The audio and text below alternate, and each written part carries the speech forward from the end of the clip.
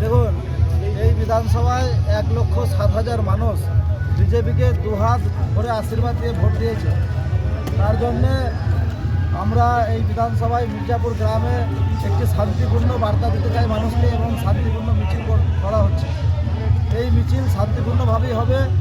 যদি কেউ এই মিছিলের শেষের পরেও যদি কেউ অশান্তি সৃষ্টি করার চেষ্টা করে, আমি সঞ্জয় দাস গ্যারেন্টি নিয়ে বলছি, দল থেকে তাকে সরাসরি বহিষ্কার করা হবে। আমরা অশান্তি বরদাস্ত করব না।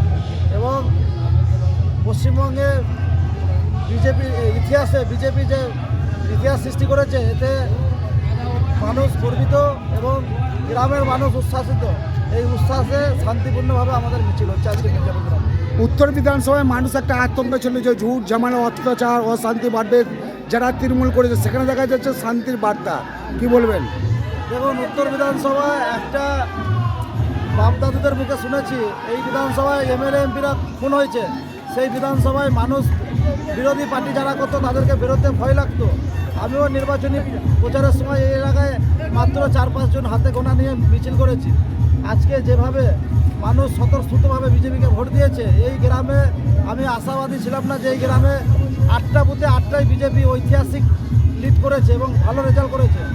এর জন্যে এই মির্জাপুর গ্রামবাসীকে আমি অসংখ্য ধন্যবাদ জানাই। তারা দুহাত ভরে বিজেপিকে ভোট দিয়েছে এবং যাতে এই বিধানসভায় আগামী দিনে ভালো রেজাল্ট করতে পারে, তার জন্য মানুষের কাছে অনুরোধ, আপনারা দুহাত ধরে বিজেপিকে ভোট দিন।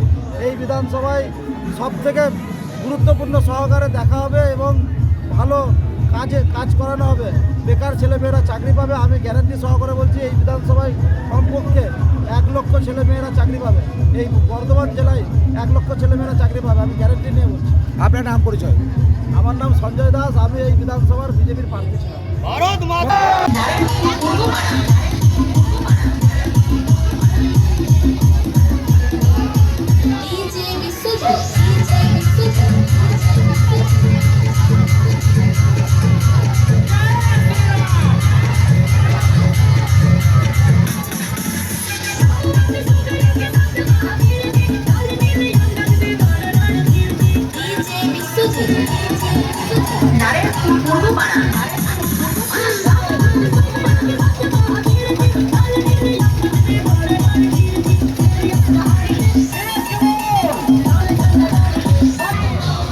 শেখ রতনের রিপোর্ট, পিবি নিউজ।